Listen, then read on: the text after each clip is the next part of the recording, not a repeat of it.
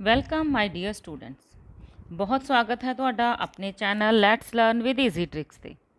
ਬੇਟਾ ਇਸ ਵੀਡੀਓ ਦੇ ਵਿੱਚ ਆਪਾਂ ਤੁਹਾਡੀ ਕਲਾਸ 10th ਦੀ ਚੈਪਟਰ ਨੰਬਰ 6 ਤ੍ਰਿਭੁਜ ਟ੍ਰਾਇੰਗਲਸ ਸਟਾਰਟ ਕਰ ਰਹੇ ਹਾਂ। ਇਸ ਨਾਲ ਚੈਪਟਰ ਨਾਲ ਰਿਲੇਟਡ ਜਿੰਨੀਆਂ ਵੀ ਥਿਓਰਮਸ ਨੇ ਬੇਟਾ ਉਸ ਦੀਆਂ ਵੀਡੀਓਜ਼ ਪਹਿਲਾਂ ਹੀ ਅਪਲੋਡ ਹੋਈਆਂ। ਉਸਦਾ ਜਿਹੜਾ ਲਿੰਕ ਹੈ ਮੈਂ ਡਿਸਕ੍ਰਿਪਸ਼ਨ ਬਾਕਸ 'ਚ ਦੇ ਦੂੰਗੀ, ਤੁਸੀਂ ਉਹ ਸਾਰੀਆਂ ਥਿਓਰਮਸ ਉੱਥੋਂ ਸਮਝ ਲੈਣੀਆਂ ਨੇ। ਤੇ ਚੈਪਟਰ ਜਿਹੜਾ ਹੈ 6 ਤ੍ਰਿਭੁਜ ਟ੍ਰਾਇੰਗਲਸ ਕਿਸ ਵਿਸ਼ੇ 'ਤੇ ਹੈ ਤਾਂ ਇਹ ਬੇਟਾ ਹੈ ਸਿਮਿਲੈਰਿਟੀ ਸਮਰੂਪਤਾ। ਠੀਕ ਹੈ ਜੀ। ਤਾਂ ਸਮਰੂਪਤਾ ਕੀ ਹੈ? ਸਭ ਤੋਂ ਪਹਿਲਾਂ ਆਪਾਂ ਨੇ ਇਸ ਗੱਲ ਨੂੰ ਸਮਝਣਾ ਹੈ ਕਿ ਸਮਰੂਪਤਾ ਕੀ ਹੈ। ਸਰਬੰਗ ਸਮਤਾ ਬੇਟਾ ਆਪਾਂ ਕੀ ਪੜ੍ਹਿਆ ਸੀ? ਸਰਬੰਗ ਸਮਤਾ ਆਪਾਂ ਪੜ੍ਹਿਆ ਸੀ ਬੇਟਾ ਤ੍ਰਿਭੁਜਾਂ ਨੂੰ ਉਸ ਸਮੇਂ ਸਰਬੰਗ ਸਮ ਕਿਹਾ ਜਾਂਦਾ ਹੈ ਜਦੋਂ ਉਹਨਾਂ ਦਾ ਆਕਾਰ ਸੇਮ ਹੁੰਦਾ ਹੈ ਤੇ ਮਾਪ ਵੀ ਸੇਮ ਹੁੰਦਾ ਹੈ। ਮਤਲਬ ਜਿਵੇਂ ਹੁਣ ਇੱਕ ਤ੍ਰਿਭੁਜ ਹੈ ਬੇਟਾ, ਇਹ ਦੂਸਰੀ ਤ੍ਰਿਭੁਜ ਦੇ ਸਰਬੰਗ ਸਮ ਕਦੋਂ ਹੋਊਗੀ? ਜਦੋਂ ਇਸ ਦੇ ਤਿੰਨੋਂ ਕੋਣ ਬਰਾਬਰ ਹੋਣਗੇ ਤੇ ਤਿੰਨੋਂ ਭੁਜਾਵਾਂ ਵੀ ਇਸ ਦੀਆਂ ਬਰਾਬਰ ਹੋਣਗੀਆਂ। ਠੀਕ ਹੈ ਜੀ। ਆਪਾਂ ਉਸਨੂੰ ਸਰਬੰਗ ਸਮ ਕਹਿੰਦੇ ਹਾਂ। ਹੁਣ ਸਮਰੂਪ ਕਦੋਂ ਕਹਿੰਦੇ ਹਾਂ? ਸਮਰੂਪ ਚਿੱਤਰ ਆਪਾਂ ਉਦੋਂ ਕਹਿੰਦੇ ਹਾਂ ਜਦੋਂ ਉਹਨਾਂ ਦੇ ਆਕਾਰ ਤਾਂ ਸਮਾਨ ਹੁੰਦੇ ਨੇ ਪਰ ਮਾਪ ਦਾ ਸਮਾਨ ਹੋਣਾ ਜ਼ਰੂਰੀ ਨਹੀਂ। ਮਤਲਬ ਜੇ ਇੰਨੀ ਛੋਟੀ ਤ੍ਰਿਭੁਜ ਹੈ ਇਹ ਤੇ ਇੱਕ ਤ੍ਰਿਭੁਜ ਬਹੁਤ ਵੱਡੀ ਹੈ ਤੇ ਉਹਨਾਂ ਦੇ ਜਿਹੜੇ ਕੋਣ ਨੇ ਉਹ ਬਰਾਬਰ ਹੈ, ਤੇ ਜਿਹੜੀਆਂ ਸਾਈਡਸ ਨੇ, ਠੀਕ ਹੈ, ਉਹ ਸਮਾਨ ਅਨੁਪਾਤ ਵਿੱਚ ਹੋਣ। ਮਤਲਬ ਜਿਵੇਂ ਇਹ 3 ਹੈ ਇਹ 6 ਹੋਵੇ, 4 ਹੈ ਇਹ 8 ਹੈ, ਇਹ 6 ਹੈ ਅਤੇ 12 ਹੈ। ਮਤਲਬ ਜਦੋਂ ਇਹਨਾਂ ਨੂੰ ਆਪਾਂ ਓਵਰ ਕਰਾਂਗੇ ਇੱਕ ਦੂਜੇ ਦੇ ਤਾਂ ਸਾਰਿਆਂ ਦਾ ਆਨਸਰ 1/2 ਆਊਗਾ। ਇਹ ਆਪਾਂ ਅੱਗੇ ਜਾ ਕੇ ਸਮਝਦੇ ਹਾਂ ਕਿਸ ਤਰ੍ਹਾਂ। ਹਾਲੇ ਤੁਸੀਂ ਇੱਥੇ ਫਿਲਹਾਲ ਇੰਨਾ ਸਮਝੋ ਕਿ ਸਮਰੂਪ ਦਾ ਮਤਲਬ ਹੈ ਜੋ ਇੱਕੋ ਜਿਹੇ ਦਿਖਦੇ ਹੋਣ, ਇਹਨਾਂ ਦੀ ਸ਼ੇਪ ਇੱਕੋ ਜਿਹੀ ਹੋਵੇ। ਅੱਗੇ ਚੱਲਦੇ ਹਾਂ ਬੇਟਾ ਆਪਾਂ। ਦੇਖੋ ਇੱਥੇ ਤੁਹਾਡੇ ਪੇਜ 'ਤੇ ਨਾਲ ਮੈਥ ਖੋਲ੍ਹ ਕੇ ਰੱਖੋ, ਕੁਛ ਚੱਕਰ ਬਣਾਏ ਹੋਏ ਨੇ। ਦੇਖੋ ਇਹਨੇ ਕਿਹਾ ਕਿ ਤੁਸੀਂ ਪੜ੍ਹਿਆ ਹੋਇਆ ਆਪਾਂ 9ਵੀਂ ਦੇ ਵਿੱਚ, ਦੇਖੋ ਬਰਾਬਰ ਅਰਧ ਵਿਆਸ ਹੈ ਤਾਂ ਉਹ ਸਾਰੇ ਚੱਕਰ ਸਰਬੰਗ ਸਮ ਹੁੰਦੇ ਆ। ਜੇ ਉਹਨਾਂ ਦੀ ਲੰਬਾਈ ਬਰਾਬਰ ਹੈ ਤਾਂ ਉਹ ਸਾਰੇ ਵਰਗ ਜਿਹੜੇ ਨੇ ਉਹ ਸਰਬੰਗ ਸਮ ਹੁੰਦੇ ਆ। ਨੀਚੇ ਇੱਕ ਹੋਰ ਉਦਾਹਰਨ ਦਿੱਤੀ ਹੋਈ ਹੈ ਇਸਨੇ, ਜੇ ਸਾਰੀਆਂ ਜਿਹੜੀਆਂ ਤ੍ਰਿਭੁਜਾਂ ਨੇ ਉਹ ਸਮਭੁਜੀ ਨੇ, ਮਤਲਬ ਉਹਨਾਂ ਦੀਆਂ ਭੁਜਾਵਾਂ ਬਰਾਬਰ ਨੇ, ਤਾਂ ਵੀ ਉਹਨਾਂ ਨੂੰ ਆਪਾਂ ਕੀ ਕਹਿਣਾ ਹੈ? ਸਰਬੰਗ ਸਮ। ਬਟ ਕੀ ਇਹ ਆਪਾਂ ਇਹਨਾਂ ਨੂੰ ਕਹਾਂਗੇ ਕਿ ਇਹ ਸਮਰੂਪ ਨੇ?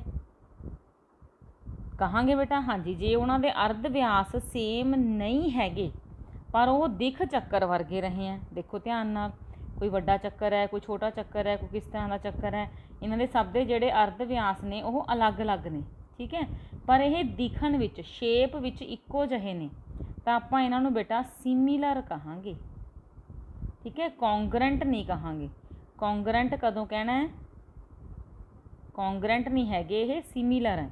ਕੌਂਗਰੈਂਟ ਆਪਾਂ ਕਦੋਂ ਕਹਿੰਦੇ ਹਾਂ? ਜਦੋਂ ਇਹਨਾਂ ਦੇ ਰੇਡੀਅਸ ਸੇਮ ਹੁੰਦੇ ਨੇ। ਸਿਮਿਲਰ ਆਪਾਂ ਕਦੋਂ ਕਹਿੰਦੇ ਹਾਂ? ਜਦੋਂ ਉਹ ਦੇਖਣ ਵਿੱਚ, ਸ਼ੇਪ ਵਿੱਚ ਇੱਕੋ ਜਿਹੇ ਨੇ।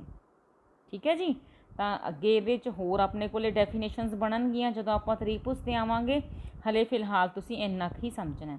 ਅੱਗੇ ਦੇਖੋ ਜਿਹੜੇ ਆਪਣੇ ਕੋਲ ਵਰਗ ਦਿੱਤੇ ਹੋਏ ਆ, ਵਰਗ ਦਾ ਜਿਹੜਾ ਹਰੇਕ ਕੋਣ ਹੁੰਦਾ ਬੱਚੇ ਉਹ 90 ਡਿਗਰੀ ਦਾ ਹੁੰਦਾ, ਤਾਂ ਕੋਣ ਤਾਂ ਬਰਾਬਰ ਹੋ ਗਏ ਅਤੇ ਜਿਹੜੀ ਸਾਈਡਸ ਨੇ ਉਹ ਇੱਕ ਦੂਜੇ ਦੇ ਬਰਾਬਰ ਨਹੀਂ ਹੈਗੀਆਂ। ਇਹਦਾ ਮਤਲਬ ਇਹ ਕੌਂਗਰੈਂਟ ਨਹੀਂ ਹੈਗੀਆਂ, ਬਟ ਇਹ ਸਿਮਿਲਰ ਨੇ।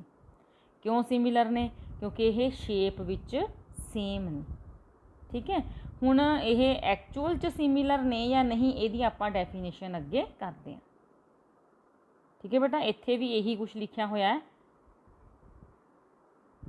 ਦੇਖੋ ਇਹਨਾਂ ਵਿੱਚੋਂ ਸਾਰਿਆਂ ਦੇ ਅਰਧ ਵਿਆਸ ਇੱਕੋ ਜਿਹੇ ਨਹੀਂ। ਜਿਹੜੀ ਆਪਣੇ ਕੋਲ ਉਦਾਹਰਨ ਸੀਗੀ ਚੱਕਰਾਂ ਵਾਲੀ, ਅਰਧ ਵਿਆਸ ਤਾਂ ਸੇਮ ਨਹੀਂ ਹੈਗੇ, ਇਸ ਕਰਕੇ ਸਰਬੰਗ ਸਮ ਤਾਂ ਨਹੀਂ ਹੈਗੇ। ਪਰ ਕੁਝ ਸਰਬੰਗ ਸਮ ਹੈਗੇ ਨੇ, ਕੁਝ ਨਹੀਂ ਹੋਣਗੇ, ਪਰੰਤੂ ਇਹਨਾਂ ਵਿੱਚੋਂ ਹਰੇਕ ਦਾ ਆਕਾਰ ਇੱਕੋ ਜਿਹਾ, ਇਸ ਲਈ ਇਸ ਨੂੰ ਅਸੀਂ ਸਮਰੂਪ ਕਹਾਂਗੇ। ਠੀਕ ਹੈ ਬੇਟਾ। ਤਾਂ ਸਮਰੂਪ ਚਿੱਤਰਾਂ ਦੇ ਆਕਾਰ ਸਮਾਨ ਹੁੰਦੇ ਨੇ, ਉਹਨਾਂ ਦੇ ਮਾਪ ਸਮਾਨ ਨਹੀਂ ਹੁੰਦੇ। ਇਹਨੂੰ ਆਪਾਂ ਇੱਕ ਦੋ ਹੋਰ ਐਗਜ਼ਾਮਪਲਸ ਨਾਲ ਸਮਝਦੇ ਹਾਂ। ਦੇਖੋ ਇੱਥੇ ਇੱਕ ਡੈਫੀਨੇਸ਼ਨ ਦਿੱਤੀ ਹੋਈ ਹੈ, ਬੁੱਕ ਦੇ ਵਿੱਚ ਨਾਲ ਟਿਕ ਕਰਦੇ ਰਹੋ, ਅੰਡਰਲਾਈਨ ਕਰਦੇ ਰਹੋ, ਕਿਉਂਕਿ ਇਹ ਦੇਖਣ 'ਚ ਬੇਟਾ ਬਹੁਤ ਛੋਟੀਆਂ ਗੱਲਾਂ ਲੱਗਦੀਆਂ ਨੇ, ਪਰ ਜੇ ਇਹ ਇੱਕ ਵਾਰ ਦਿਮਾਗ 'ਚ ਨਾ ਪੈਣ, ਸਮਝ ਨਾ ਆਉਣ, ਤਾਂ ਫਿਰ ਇਹ ਸਾਰਾ ਚੈਪਟਰ ਤੁਹਾਨੂੰ ਦੁਖੀ ਕਰੀ ਜਾਊਗਾ, ਤੁਹਾਨੂੰ ਸਾਰਾ ਐਂ ਲੱਗੀ ਜਾਊਗਾ ਵੀ ਇਹ ਔਖਾ ਹੈ, ਸਮਝ ਨਹੀਂ ਆ ਰਿਹਾ। ਤਾਂ ਮੇਨ ਜਿਹੜੀ ਇਹ ਡੈਫੀਨੀਸ਼ਨਸ ਨੇ, ਮੇਨ ਜਿਹੜੀ ਬੇਸਿਕ ਜਾਣਕਾਰੀ ਹੈ, ਉਹ ਜਿੰਨੀ ਮਰਜ਼ੀ ਤੁਹਾਨੂੰ ਬੋਰਿੰਗ ਲੱਗੇ ਕਿ ਹਾਈ ਚੈਪਟਰ ਤਾਂ ਸ਼ੁਰੂ ਹੀ ਨਹੀਂ ਹੋ ਰਿਹਾ, ਇਹ ਤਾਂ ਕੁਝ ਹੋਰ ਹੀ ਪੜ੍ਹੀ ਜਾ ਰਹੇ ਹਾਂ, ਪਰ ਬੇਟਾ ਇਹੀ ਸਭ ਤੋਂ ਜ਼ਿਆਦਾ ਜ਼ਰੂਰੀ ਹੈ। ਇਸ 'ਤੇ ਧਿਆਨ ਦੇਣਾ ਹੈ, ਸਮਝਣਾ ਹੈ, ਤਾਂ ਕਿ ਚੈਪਟਰ ਤੁਹਾਨੂੰ ਚੰਗੀ ਤਰ੍ਹਾਂ ਸਮਝ ਆ ਸਕੇ। ਠੀਕ ਹੈ ਜੀ, ਚਲੋ ਆਪਾਂ ਗੱਲਾਂ ਬਹੁਤੀਆਂ ਨਹੀਂ ਕਰਦੇ, ਡੈਫੀਨੇਸ਼ਨ ਪੜ੍ਹਦੇ ਹਾਂ। ਭੁਜਾਵਾਂ ਦੀ ਸਮਾਨ ਸੰਖਿਆ ਵਾਲੇ ਦੋ ਬਹੁਭੁਜ, ਬਹੁਭੁਜ ਮਤਲਬ ਬੇਟਾ ਪੋਲੀਗਨ, ਜਿਨ੍ਹਾਂ ਦੀਆਂ ਨੰਬਰ ਆਫ ਸਾਈਡਸ, ਸਮਾਨ ਸੰਖਿਆ ਜਿਹੜੀ ਨੰਬਰ ਆਫ ਸਾਈਡਸ ਜਿਹੜੀ ਆ ਉਹ ਸੇਮ ਹੈ। ਮਤਲਬ ਟ੍ਰਾਇੰਗਲ ਹੈ ਤਾਂ ਦੂਜੀ ਵੀ ਟ੍ਰਾਇੰਗਲ ਹੈ, ਪਹਿਲਾ ਤੁਹਾਡੇ ਕੋਲ ਕੁਆਡਰੀਲੇਟਰਲ, ਦੂਜੀ ਵੀ ਕੁਆਡਰੀਲੇਟਰਲ ਹੈ। ਠੀਕ ਹੈ, ਇੱਕ ਤਿਕੋਣ ਹੈ ਤਾਂ ਦੂਜੀ ਵੀ ਤਿਕੋਣ ਹੈ, ਇੱਕ ਚਤੁਰਭੁਜ ਹੈ ਤਾਂ ਦੂਜੀ ਵੀ ਚਤੁਰਭੁਜ ਹੈ। ਠੀਕ ਹੈ, ਤਾਂ ਉਹ ਕਦੋਂ ਸਮਰੂਪ ਹੋਣਗੇ? ਜੇਕਰ ਉਹਨਾਂ ਦੇ ਸੰਗਤ ਕੋਣ ਬਰਾਬਰ ਨੇ, ਪਹਿਲੀ ਸ਼ਰਤ। ਦੂਜੀ ਸ਼ਰਤ ਹੈ ਉਹਨਾਂ ਦੀਆਂ ਸੰਗਤ ਭੁਜਾਵਾਂ ਇੱਕ ਹੀ ਅਨੁਪਾਤ ਵਿੱਚ ਹੋਣ। ਤਾਂ ਆਪਾਂ ਹੁਣ ਇੱਕ ਹੀ ਅਨੁਪਾਤ ਵਿੱਚ ਹੋਣ ਨੂੰ ਚੰਗੀ ਤਰ੍ਹਾਂ ਸਮਝਦੇ ਹਾਂ ਅਗਲੀ ਵਾਲੀ ਉਦਾਹਰਨ ਤੋਂ। ਹਾਂਜੀ ਦੇਖੋ, ਇਹ ਤੁਹਾਡੇ ਬੁੱਕ ਦੇ ਵਿੱਚ ਦੋ ਫਿਗਰਸ ਬਣੀਆਂ ਹੋਈਆਂ ਤੇ ਪੁੱਛਿਆ ਉਸਨੇ ਕਿ ਦੋਨੋਂ ਚਤੁਰਭੁਜ ਜਿਹੜੀ ABCD ਹੈ ਤੇ PQRS ਹੈ ਵੀ ਸਮਰੂਪ ਹੈ ਜਾਂ ਨਹੀਂ ਹੈ। ਤਾਂ ਪਹਿਲੀ ਸ਼ਰਤ ਕੀ ਸੀ ਬੇਟਾ ਕਿ ਸਾਰੇ ਕੋਣ ਬਰਾਬਰ ਹੋਣੇ ਚਾਹੀਦੇ ਨੇ। ਲੈਟਸ ਚੈੱਕ, ਇਹ 105 105 ਬਰਾਬਰ ਹੈ ਜੀ, 100 ਬਰਾਬਰ ਹੈ ਜੀ, 85 भी बराबर है, 70 भी बराबर है। तो सारे एंगल बेटा बराबर है। तो पहली शर्त पूरी होगी। दूजी शर्त सी कि इन्हां ਦੀਆਂ ਭੁਜਾਵਾਂ ਦਾ ਜਿਹੜਾ ਅਨੁਪਾਤ ਹੈ ਉਹ ਸੇਮ ਹੋਣਾ ਚਾਹੀਦਾ। ਹੁਣ ਭੁਜਾਵਾਂ ਬੇਟਾ ਆਪਾਂ ਕਿਸ ਤਰ੍ਹਾਂ ਇੱਕ ਦੂਜੇ ਦੇ ਓਵਰ ਕਰੀਏ? ਤਾਂ ਥੋੜਾ ਜਿਹਾ ਪਹਿਲਾਂ ਰਫ ਵਰਕ ਕਰ ਲਓ ਵੀ 15 ਦੂਣਾ 30 ਹੁੰਦਾ, 25 ਦੂਣਾ 50 ਹੁੰਦਾ, 21 ਦੂਣਾ 42 ਹੁੰਦਾ ਤੇ 24 ਦੂਣਾ 48 ਹੁੰਦਾ। ਤਾਂ ਸਾਰੇ ਜਿਹੜੀਆਂ ਭੁਜਾਵਾਂ ਨੇ ਉਹ 1/2 ਅਨੁਪਾਤ 'ਚ ਨੇ। ਠੀਕ ਹੈ, ਤਾਂ ਪਹਿਲਾਂ ਆਪਾਂ ਇਹ ਥੋੜਾ ਜਿਹਾ ਰਫ ਵਰਕ ਦਿਮਾਗ ਦੇ ਵਿੱਚ ਕਰ ਲੈਣਾ।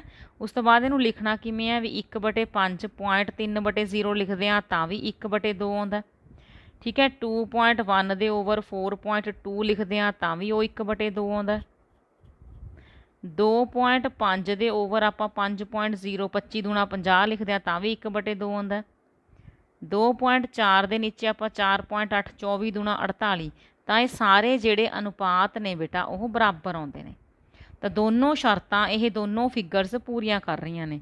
ਤਾਂ ਇਹ ਦੋਨੋਂ ਕੀ ਨੇ ਬੱਚੇ? ਅਕੋਰਡਿੰਗ ਟੂ ਡੈਫੀਨੇਸ਼ਨ ਸਿਮਿਲਰ ਨੇ, ਸਮਰੂਪ ਨੇ।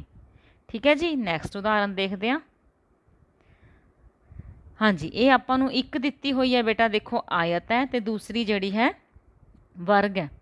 ਸਾਰੇ ਕੋਣ ਬਰਾਬਰ ਨੇ, 90 90 ਨੇ। ਤਾਂ ਪਹਿਲੀ ਸ਼ਰਤ ਹੈ ਜਿਹੜੀ ਉਹ ਪੂਰੀ ਹੋ ਰਹੀ ਹੈ। ਦੂਜੀ ਸ਼ਰਤ ਹੈ ਕਿ ਇਹਨਾਂ ਦੀਆਂ ਭੁਜਾਵਾਂ ਦਾ ਅਨੁਪਾਤ ਬਰਾਬਰ ਹੋਣਾ ਚਾਹੀਦਾ। ਚਲੋ ਦੇਖਦੇ ਹਾਂ ਜੀ। ਜੇ 3/3 ਕਰਦੇ ਹਾਂ ਇੱਕ ਆਨਸਰ ਆਉਂਦਾ, 3/3 ਕਰਦੇ ਹਾਂ ਇੱਕ ਆਨਸਰ ਆਉਂਦਾ। ਠੀਕ ਹੈ, ਦੋ ਭੁਜਾਵਾਂ ਦਾ ਅਨੁਪਾਤ ਤਾਂ ਹੋ ਗਿਆ 1 1, ਇਹ ਬਰਾਬਰ ਆ ਗਿਆ।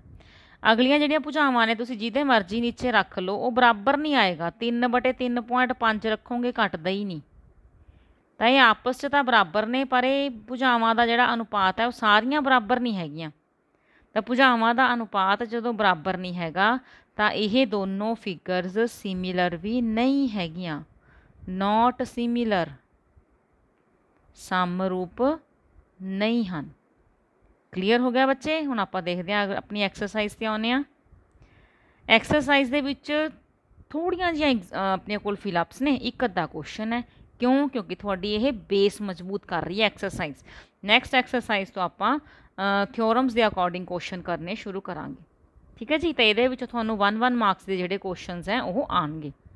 ਤਾਂ ਬੇਟਾ ਦੇਖੋ, ਫਸਟ ਜਿਹੜੀ ਹੈ ਖਾਲੀ ਥਾਂ, ਸਾਰੇ ਚੱਕਰ ਡੈਸ਼ ਹੁੰਦੇ ਹਨ, ਆਲ ਸਰਕਲਸ ਆਰ ਡੈਸ਼। ਤਾਂ ਬੇਟਾ ਸਰਬੰਗ ਸਮ ਹੁੰਦੇ ਨੇ ਕਿ ਸਮਰੂਪ ਹੁੰਦੇ ਨੇ?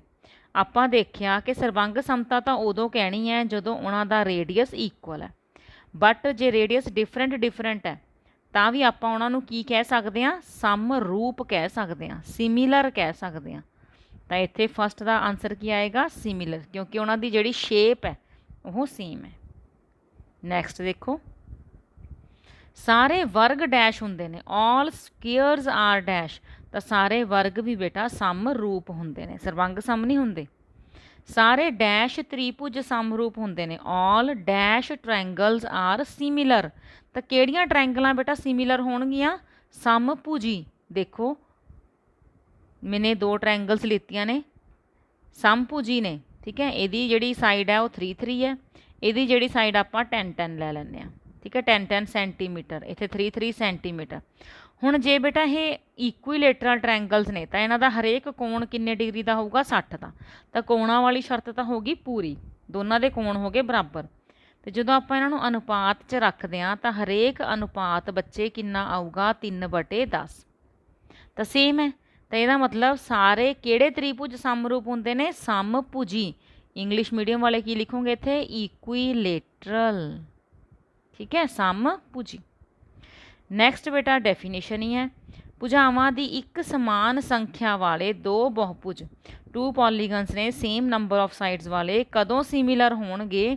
ਜਦੋਂ ਉਹਨਾਂ ਦੇ ਸੰਗਤ ਕੋਣ ਕੀ ਹੋਣਗੇ? ਬਰਾਬਰ। ਇੱਥੇ ਇਕੁਅਲ ਆਏਗਾ ਬੱਚੇ। ਉਹਨਾਂ ਦੀਆਂ ਸੰਗਤ ਭੁਜਾਵਾਂ ਹੋਣਗੀਆਂ ਸਮਾਨ ਅਨੁਪਾਤੀ, ਸੇਮ ਪ੍ਰਪੋਰਸ਼ਨ ਦੇ ਵਿੱਚ। ਕਲੀਅਰ ਹੋ ਗਿਆ ਤੁਹਾਨੂੰ ਫਿਲਅਪਸ? ਅੱਗੇ ਦੇਖੋ ਕੁਐਸਚਨ ਕੀ ਹੈ। ਹੇਠਾਂ ਲਿਖੇ ਜੋੜਿਆਂ ਦੀਆਂ 2 ਭਿੰਨ ਭਿੰਨ ਉਦਾਹਰਨਾਂ ਦਿਓ। ਤਾਂ ਬੇਟਾ ਆਪਾਂ ਸਿਰਫ ਐਗਜ਼ਾਮਪਲਸ ਦੱਸਣੀਆਂ ਨੇ। ਸਭ ਤੋਂ ਪਹਿਲੇ 'ਚ ਕੀ ਦੀਆਂ ਐਗਜ਼ਾਮਪਲ ਦੱਸਣੀਆਂ ਨੇ? ਸਮਰੂਪ ਦੀਆਂ। ਤਾਂ ਹੁਣੀ ਆਪਾਂ ਕਰਕੇ ਚੁੱਕੇ ਹਾਂ ਕਿ ਸਾਰੇ ਸਰਕਲ ਨੇ ਜਿਹੜੇ ਉਹ ਸਮਰੂਪ ਹੁੰਦੇ ਨੇ, ਸਾਰੇ ਜਿਹੜੇ ਸਕੁਏਅਰਸ ਨੇ ਉਹ ਸਮਰੂਪ ਹੁੰਦੇ ਨੇ। ਅਜਿਹੇ ਚਿੱਤਰ ਜੋ ਸਮਰੂਪ ਨਹੀਂ ਹੁੰਦੇ। ਤਾਂ ਇੱਥੇ ਬੇਟਾ ਆਪਾਂ ਕੀ ਐਗਜ਼ਾਮਪਲ ਦੇ ਸਕਦੇ ਹਾਂ? ਅਜਿਹੇ ਚਿੱਤਰ ਜੋ ਸਮਰੂਪ ਨਹੀਂ ਹੁੰਦੇ। ਤਾਂ ਇਹਦੇ ਵਿੱਚ ਆਪਾਂ ਕਹਿ ਸਕਦੇ ਹਾਂ ਇੱਕ ਦੋ ਭੁਜੀ ਤ੍ਰਿਭੁਜਾਂ ਕਹਿ ਸਕਦੇ ਹਾਂ, ਕਿਉਂਕਿ ਉਹਨਾਂ 'ਚੋਂ ਕੁਝ ਹੁੰਦੀਆਂ ਨੇ ਕੁਝ ਨਹੀਂ ਹੋਣਗੀਆਂ। ਸਮ ਦੋ ਭੁਜੀ ਤ੍ਰਿਭੁਜ ਅਤੇ ਵਿਖਮ ਭੁਜੀ ਤ੍ਰਿਭੁਜ। ਇਹ ਪਹਿਲੀ ਉਦਾਹਰਣ ਹੈ ਬੇਟਾ ਵੀ ਇੱਕ ਤਾਂ ਸਮਭੁਜੀ ਤ੍ਰਿਭੁਜ ਹੋਵੇ ਤੇ ਇੱਕ ਵਿਖਮ ਭੁਜੀ ਹੋਵੇ, ਠੀਕ ਹੈ, ਉਹ ਸਮਰੂਪ ਨਹੀਂ ਹੋਣਗੀਆਂ। ਇੰਗਲਿਸ਼ ਦੇ ਵਿੱਚ ਕੀ ਲਿਖੋਗੇ? ਐਨ ਆਈਸੋਸੈਲਿਸ ਟ੍ਰਾਇੰਗਲ ਤੇ ਦੂਸਰੀ ਆਪਾਂ ਲੈ ਰਹੇ ਹਾਂ ਇੱਕ ਸਕੇਲਨ ਟ੍ਰਾਇੰਗਲ। ਦੂਸਰੀ ਉਦਾਹਰਣ ਦੇ ਵਿੱਚ ਤੁਸੀਂ ਲੈ ਲਓ ਇੱਕ ਸਕੁਏਅਰ ਤੇ ਇੱਕ ਰੈਕਟੈਂਗਲ, ਵਰਗ ਤੇ ਆਇਤ। ਤਾਂ ਇਸ ਤਰ੍ਹਾਂ ਆਪਾਂ ਇਹ ਉਦਾਹਰਨਾਂ ਦੇ ਸਕਦੇ ਹਾਂ। ਥਰਡ ਕੁਐਸਚਨ ਹੈ ਬੇਟਾ, ਆਪਾਂ ਨੂੰ 2 ਫਿਗਰਸ ਦੇ ਕੇ ਪੁੱਛਿਆ ਹੋਇਆ ਹੈ ਵੀ ਇਹ ਸਮਰੂਪ ਹਨ ਕਿ ਨਹੀਂ। ਤਾਂ ਸਭ ਤੋਂ ਪਹਿਲੀ ਸ਼ਰਤ ਕੀ ਹੈ ਬੇਟਾ ਸਮਰੂਪਤਾ ਦੀ, ਸਿਮਿਲੈਰਿਟੀ ਦੀ, ਕਿ ਆਲ ਐਂਗਲਸ ਸ਼ੁੱਡ ਬੀ ਇਕੁਅਲ। ਸਾਰੇ ਐਂਗਲ ਜਿਹੜੇ ਨੇ ਉਹ ਬਰਾਬਰ ਹੋਣੇ ਹੀ ਚਾਹੀਦੇ ਨੇ। ਤਾਂ ਬੇਟਾ ਦੇਖੋ ਦੂਜੀ ਫਿਗਰ ਦੇ ਵਿੱਚ ਹਰੇਕ ਕੋਣ ਕਿੰਨੇ ਦਾ ਦਿਖ ਰਿਹਾ ਹੈ? 90 ਦਾ। ਫਸਟ ਫਿਗਰ ਦੇ ਵਿੱਚ ਅਸੀਂ ਕੁਝ ਨਹੀਂ ਕਹਿ ਸਕਦੇ ਕਿ ਕੋਣ ਕਿੰਨੇ ਦਾ ਹੋਊਗਾ। ਤਾਂ ਬੇਟਾ ਇਹ ਜਿਹੜੀਆਂ ਫਿਗਰਸ ਨੇ ਇਹ ਨਾਟ ਸਿਮਿਲਰ ਆਉਣਗੀਆਂ। ਰੀਜ਼ਨ ਕੀ ਦਿਓਗੇ ਕਿ ਇਹਨਾਂ ਦੇ ਜਿਹੜੇ ਐਂਗਲਸ ਨੇ ਇਕੁਅਲ ਨਹੀਂ ਹੈਗੇ। Angles because angles are not equal. Punjabi 'ਚ ਕੀ ਲਿਖੋਗੇ ਤੁਸੀਂ? ਸਮਰੂਪ ਨਹੀਂ ਹਨ ਕਿਉਂਕਿ ਇਹਨਾਂ ਦੇ ਸੰਗਤ ਕੋਣ ਬਰਾਬਰ ਨਹੀਂ ਹਨ। ਤਾਂ ਬੇਟਾ ਇਹ ਤੁਹਾਨੂੰ ਸਾਰੀ ਐਕਸਰਸਾਈਜ਼ ਸਮਝ ਆ ਗਈ। ਹੁਣ ਆਪਾਂ ਇਸ ਤੋਂ ਨੈਕਸਟ ਐਕਸਰਸਾਈਜ਼ ਕਰਾਂਗੇ ਅਗਲੀ ਵੀਡੀਓ ਦੇ ਵਿੱਚ, ਠੀਕ ਹੈ। ਸਟਾਰਟ ਕਰਾਂਗੇ ਆਪਾਂ ਅਗਲੀ ਐਕਸਰਸਾਈਜ਼। ਤੇ ਉਹ ਕਰਨ ਤੋਂ ਪਹਿਲਾਂ ਤੁਸੀਂ ਥੇਲਸ ਥਿਓਰਮ ਨੂੰ ਚੰਗੀ ਤਰ੍ਹਾਂ ਸਮਝ ਲੈਣਾ, ਤਾਂ ਹੀ ਫਿਰ ਇਹ ਤੁਹਾਨੂੰ ਐਕਸਰਸਾਈਜ਼ ਸਮਝ ਆਏਗੀ। ਤੇ ਥੇਲਸ ਥਿਓਰਮ ਕਿੱਥੋਂ ਸਮਝਣੀ ਹੈ? ਡਿਸਕ੍ਰਿਪਸ਼ਨ ਬਾਕਸ ਦੇ ਵਿੱਚ ਸਾਰੀ ਪਲੇਲਿਸਟ ਹੈ ਬੇਟਾ ਥਿਓਰਮਸ ਦੀ, ਉਹਦੇ ਵਿੱਚ ਤੁਸੀਂ ਥੇਲਸ ਥਿਓਰਮ ਨੂੰ ਪਹਿਲਾਂ ਦੇਖ ਕੇ ਚੰਗੀ ਤਰ੍ਹਾਂ ਸਮਝ ਲੈਣਾ, ਠੀਕ ਹੈ ਜੀ। ਬਾਏ ਬੇਟਾ, ਟੇਕ ਕੇਅਰ।